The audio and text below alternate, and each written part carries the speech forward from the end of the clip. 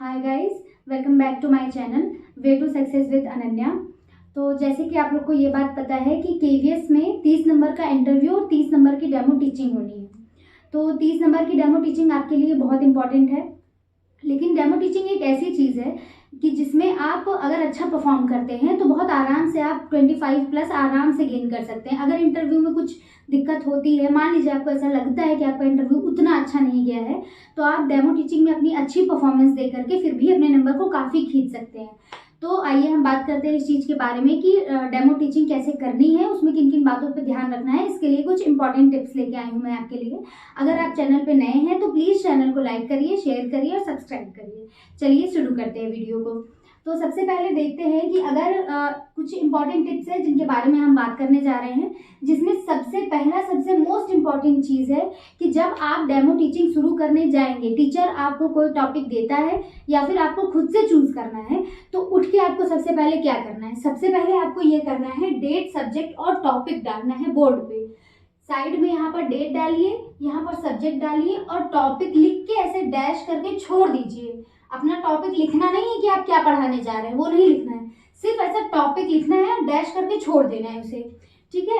अगर आप हिंदी पढ़ाने जा रहे हैं मान लीजिए, तो यहाँ पर दिनांक डाल दीजिए, यहाँ पर विषय डाल दीजिए अपना, जो भी आप पढ़ाने जा रहे हैं, हिंदी, विज्ञान, कुछ भी। उसके बाद टॉपिक को प्रकरण बोलते हैं, हिंदी में आप प्रकरण डाल सकते हैं, हिंदी में प्रकरण बोलते हैं, आप इसको भी डाल सकते हैं।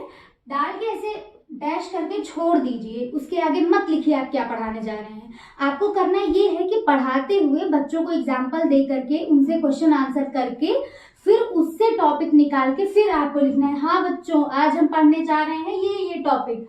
इस तरह आपको करना है। पहले इसको लिख के छोड़ देना है, फिर थोड़ी देर आपको उनसे बात करनी है, उनसे क्वेश्चन आंसर करना है, उनको रियल लाइफ एग्जांपल देना है। इस तरीके से करते करते 3-4 क्वेश्चन आंसर करके फिर आपको अपना टॉपिक निकाल के लाना है। एकदम सही कहा, अब हम ये टॉपिक पढ़ेंगे, ऐसा करके फिर आपको यहाँ पर लिखना है। ठीक है। उससे पहले नहीं लिखना है कि प्रकरण लिख के आप तुरंत अपना टॉपिक डाल दिए आप क्या पढ़ाने जा रहे हैं, कि बच्चों हम ये पढ़ने जा रहे हैं, इस तरह नहीं करना है। उसके बाद गुड मॉर्निंग बच्चों, कैसे हैं आप लोग, ये सब आप बोल सकते हैं। डायरेक्ट टीचर को देख करके बोलना है, ऐसा बोल सकते हैं। ये इंपॉर्टेंट चीज़ है, ये नोटिस की जाती है कि आपको थोड़ा बहुत भी पता है टीचिंग के बारे में कि नहीं। तो इसके लिए बहुत जनरल, बहुत बेसिक सी चीज़ है कि ये आपको पता होना चाहिए। इसके बाद हम नेक्स्ट टॉपिक के बारे में बात करते हैं, जो कि है राइटिंग। राइटिंग बहुत इंपॉर्टेंट चीज़ होती है, क्योंकि आप थोड़ा घबराए, थोड़ा नर्वस हुए रहते हैं, तो वैसे ही हाथ कांपता है लिखते वक्त। ऊपर से बोर्ड पे, कॉपी पे राइटिंग अच्छी होना अलग बात होती है, पर बोर्ड पे राइटिंग अच्छी होनी चाहिए। इसके लिए आपको एक ही उपाय है कि आप बोर्ड खरीदें, आप चौक खरीदें और आप लिखने की प्रैक्टिस करें। और कोशिश ये करें कि आप ग्रीन बोर्ड खरीदें, क्योंकि हो सकता है वहाँ पे ग्रीन बोर्ड ही हो, क्योंकि केवीएस में ग्रीन बोर्ड ही चलता है। तो अगर वहाँ ग्रीन बोर्ड और चौक दिया होगा तो आप उसको खरीद के, उसको परचेज करके, या फिर आसपास नहीं हो तो उसे ले करके प्रैक्टिस करेंगे तो सबसे अच्छी प्रैक्टिस आपकी बनेगी। बड़ा बड़ा स्पष्ट लिखिए, जैसे बड़ा बड़ा, थोड़ा लंबा लंबा, बड़ा बड़ा लिखिए अच्छे से, और ऐसा लिखिए कि दिखाई दे और लाइन सीधी रहे। ऐसी अच्छी राइटिंग में लिखना है, ऐसा ना रहे कि लिख रहे हैं नीचे जा रहा है, उधर जा रहा है, इधर जा रहा है, ऐसे नहीं लिखना है। ठीक है। तो अपनी राइटिंग को आप खुद अपनी प्रैक्टिस से सही कर सकते हैं। इसके बाद बात करते हैं 45 डिग्री एंगल। इसका मतलब मैं आपको बताती हूँ कि जब आपने बीएड, बीटीसी, जेबीटी जो कुछ भी किया होगा, तो उसमें आपको ये चीज़ पढ़ाई गई होगी कि टीचर और बोर्ड के बीच में 45 डिग्री का एंगल होना चाहिए। आप बिल्कुल से ऐसे नहीं पढ़ाएंगे बच्चे को कि आप ऐसे पढ़ा रहे हैं, आप इधर ही देख रहे हैं, ऐसा नहीं करना है। कहा जाता है कि टीचर की एक आंख बोर्ड पर और दूसरी आंख टीचर बच्चे की तरफ होनी चाहिए। तो इस तरह आपको पढ़ाना है कि आप ऐसा 45 डिग्री का एंगल बना के खड़े होंगे, अगर कुछ लिखना है तो, और ऐसे करके लिखेंगे। ऐसे लिखिए, फिर इधर देखिए, फिर लिखिए, फिर। तो हम क्या कर रहे हैं, हम ये पढ़ रहे हैं। इस तरह से आपको पढ़ाना है कि ये बहुत इंपॉर्टेंट चीज़ है कि आपका और बोर्ड का एंगल 45 डिग्री का बनना चाहिए। ऐसे करके, ऐसे 45 डिग्री का एंगल, ये बहुत इंपॉर्टेंट है। हो सकता है एक आध सवाल ही पूछ लिया जाए, क्योंकि ये हमें पढ़ाया जाता है।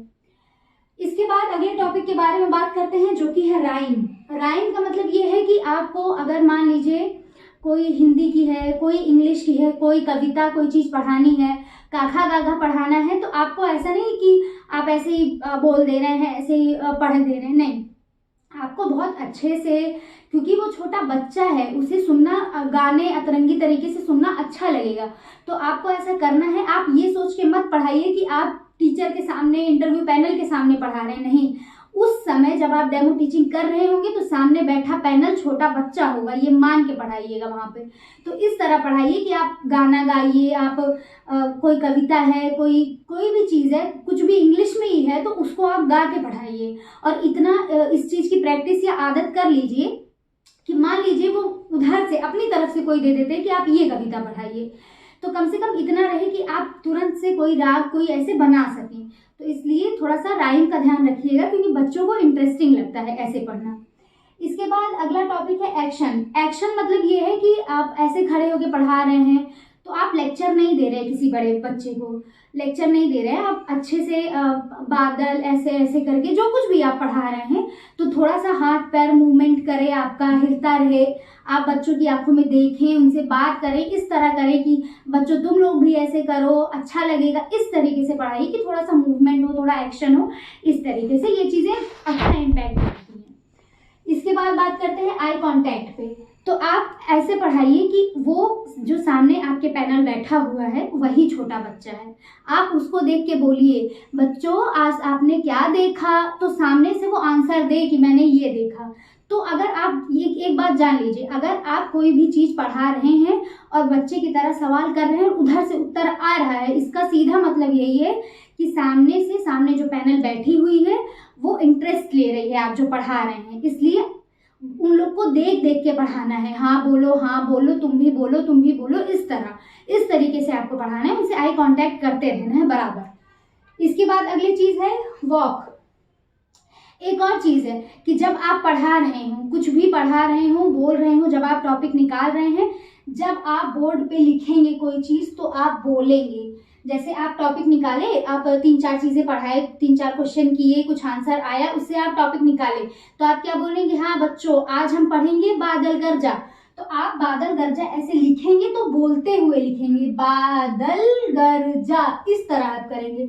जो आप लिख रहे हैं बीच में आपको कोई कंटेंट ऐसा लगता है जो मुझे लिख देना चाहिए तो आप वो भी बोल के लिखिए, और अगर जो आपका टॉपिक है उसको लिख रहे हैं वो भी आप बोल के लिखिए। ठीक है, ये भी एक इम्पॉर्टेंट बात है।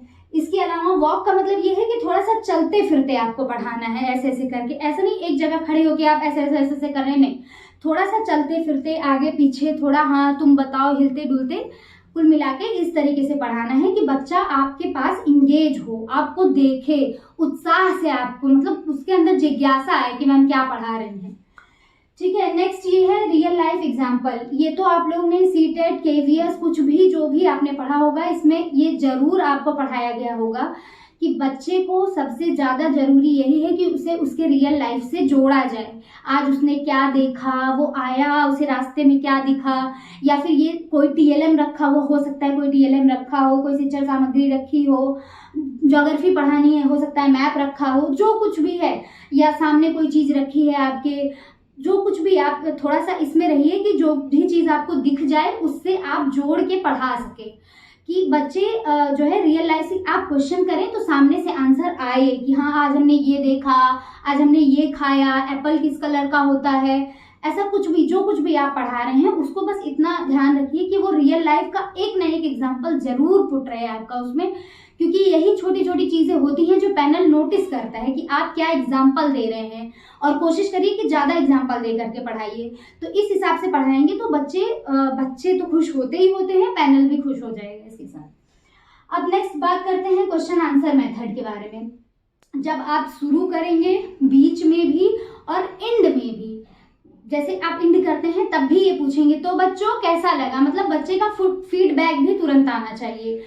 शुरुआत करिए तो सबसे पहले शुरुआत ही इसी से करनी है कि आज ये हुआ तो ऐसे हुआ, तो आपने क्या खाया, आपने क्या देखा, तो आप ऐसा कैसे करते हैं, आपको क्या पसंद है, इस तरीके से आप क्वेश्चन शुरू करिए।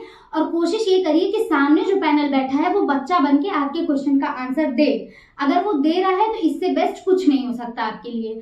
उसके बाद फिर आप अपना प्रकरण पढ़ाइए, उसको पढ़ा लिए, उसके बाद जैसे कोई कविता है तो आप गा रहे हैं तो आप उनसे भी कहिए बच्चों तुम भी गाओ, तो वो भी गाएंगे वो इस तरह करेंगे, वो खुद को भी बच्चा बना के वहां पे बैठेंगे कि वो भी आपसे इस तरह के क्रॉस क्वेश्चन कर सकते हैं जैसा छोटे बच्चे करते हैं। ऐसे भी कुछ भी उलझुल सवाल कर सकते हैं, इरिटेट नहीं होना है सवाल से, कुछ भी पूछ रहे हैं आप मुस्कुरा के जवाब दीजिए।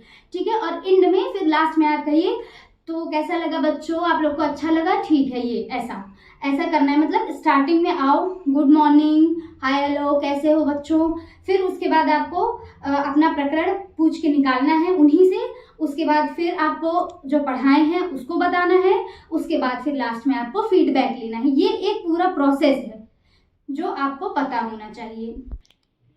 इस तरह से अगर देखें आप तो यूँ समझिए कि आपको बच्चे को पूरे तरीके से अपनी टीचिंग में इन्वॉल्व कराना है, उसमें इंगेज कराना है बच्चे को, कि बच्चा एक्शन करे, बच्चा उसमें उत्साह रखे, जिज्ञासा रखे, बच्चा बोलता रहे कंटिन्यू, हाथ खड़ा करे, खुश रहे। इस तरीके से आपको पढ़ाना है। और ये भी एक बात ध्यान रखिएगा कि जो आपके सामने पैनल बैठा है वो पैनल बन के नहीं बैठेगा, वो बच्चा बन के बैठेगा। आप कोई क्वेश्चन करेंगे वो जानबूझ के उसका गलत उत्तर देंगे। जैसे छोटा बच्चा होता है, बच्चा क्या जाने, उसी तरीके से वो उल्टे सीधे उल जलूल या तो खुद ही सवाल पूछेंगे या आप कुछ पूछेंगे तो उसका उल्टा गलत जवाब, कुछ ना कुछ उल्टा सीधा बोलेंगे। इसलिए कि आप बच्चे को ये ना बोल दे नहीं नहीं तुम गलत बोल रहे हो, ये नहीं होता, इस तरह नहीं बोलना है। कुछ भी बच्चे को गलत ठहराना ही नहीं है, चाहे वो कुछ भी बोल दे, बच्चे को गलत नहीं ठहराना है। आप क्या करेंगे, मान लीजिए गलत आंसर कर दिया तो आप क्या करेंगे, कुछ नहीं करेंगे। अच्छा बेटा, अच्छा अब ये बताओ ये कैसे होता है। आप क्वेश्चन को घुमाइए, फिर वापस क्वेश्चन शुरू करिए ताकि वो दूसरा उत्तर दे, फिर आप घुमा घुमा के वही सवाल लेकर के आइए। इसीलिए कह रही हूँ डेमो टीचिंग की प्रैक्टिस बहुत इंपॉर्टेंट है। ये चीज जान लीजिए कि वहां पर जो टीचर बैठा होगा वो आपसे क्रॉस क्वेश्चन जरूर करेगा बच्चे की तरह। तो आपको बच्चे को गलत नहीं है, मान लीजिए कुछ नहीं समझ में आ रहा, उच्चारण ही गलत कर दिया किसी चीज का, तो आप ऐसे थोड़ी उसको बताने लगेंगे कि नहीं नहीं तुम गलत बोल रहे हो, ऐसे नहीं, ये होता है, इस तरह नहीं करना है। हर चीज का एक वे है, एक तरीका है। जो आपने सीखा है, जो आपने टीचिंग प्रैक्टिस की होगी, उसके अकॉर्डिंगली अच्छे से पूरा आपको अपना प्रोसेस निकालना है। ठीक है, मान लीजिए उच्चारण गलत बोलता है तो आप उच्चारण को दोहराइए लेकिन सही। इस तरीके से काम करना है कि मान लीजिए वो कोई चीज का उच्चारण गलत बोलता है, हाँ मान लीजिए विद्यालय को विद्यालय बोल देता है या कुछ भी समथिंग गलत बोल देता है, तो आप बोलिए हाँ विद्यालय में ऐसे करते हैं, इस तरह बोलिए। आप दोहराइए उस वर्ड को लेकिन सही, इस तरीके से आपको करना है। तो ये एक बहुत इंपॉर्टेंट चीज है जो मेजर की जाती है सबसे ज्यादा, जिस 3-4 पॉइंट है जिसपे आपको जज किया जाता है। अब ये सबसे लास्ट और सबसे मोस्ट इम्पॉर्टेंट है कि इरेज योर मैटर। जो कुछ भी आप लिखे हैं यहाँ पर, अगर पैनल कहा कि ठीक है आप बैठिए या फिर आप जाइए, मान लीजिए डेमो टीचिंग अलग होती है और आपसे कह देता है ठीक है हो गया आप जा सकते हैं, तो जाने से पहले पूरा ब्लैक बोर्ड क्लीन करके जाना है, पूरा का पूरा साफ करके जाना है। ये छोटी छोटी चीजें होती हैं जो नोटिस की जाती हैं, क्योंकि जब आप स्कूल में भी, मान लीजिए आपका सिलेक्शन हो जाता है, आप स्कूल में भी जाएंगे पढ़ाने के लिए, तो ये बात का ध्यान रखिएगा कि जाते ही बोर्ड खाली मिलेगा, जाके अपना जो है डेट और सब्जेक्ट और ये सारी चीज़ें लिखनी होंगी, फिर आप पूरा पढ़ाएंगे, फिर आप जब जाने लगेंगे तो पूरा मिटा के जाएंगे। ये बातों का ध्यान रखिएगा कि पहुंचने पे ये लिखना है और जाते समय सब कुछ मिटा के जाना है, जितना कुछ भी आप लिखेंगे। ये चीज़ें मोस्टली, अगर मान लीजिए इनकेस आप भूल भी जाते हैं और आप 2 कदम आगे बढ़ जाते हैं, फिर भी आप वापस आके मिटा दीजिए, लेकिन मिटा दीजिए जाने से पहले। तो ये थी डेमो टीचिंग के लिए कुछ इंपॉर्टेंट बातें जो कि आपको डेमो टीचिंग में बहुत हेल्प करेगी। अगर आप इसे प्रॉपरली फॉलो करते हैं तो ये आपके लिए बहुत फ़ायदेमंद रहेगी। बाकी अगर अच्छा लगा हो तो वीडियो को लाइक करिए, शेयर करिए और कमेंट करिए। इसके अलावा इंटरव्यू की टिप्स, जो मैंने एक इंटरव्यू की टिप्स पे भी वीडियो बनाई है, वो भी बहुत इंपॉर्टेंट है। अगर आपको लगता हो तो उसे भी देख लीजिएगा, मैं उसका लिंक डिस्क्रिप्शन बॉक्स में डाल दूंगी, और मेरे टेलीग्राम का चैनल भी, उसको भी मैं डिस्क्रिप्शन में डाल दूंगी, वो दोनों आप देख लीजिएगा, टेलीग्राम पे ज्वाइन हो जाइएगा।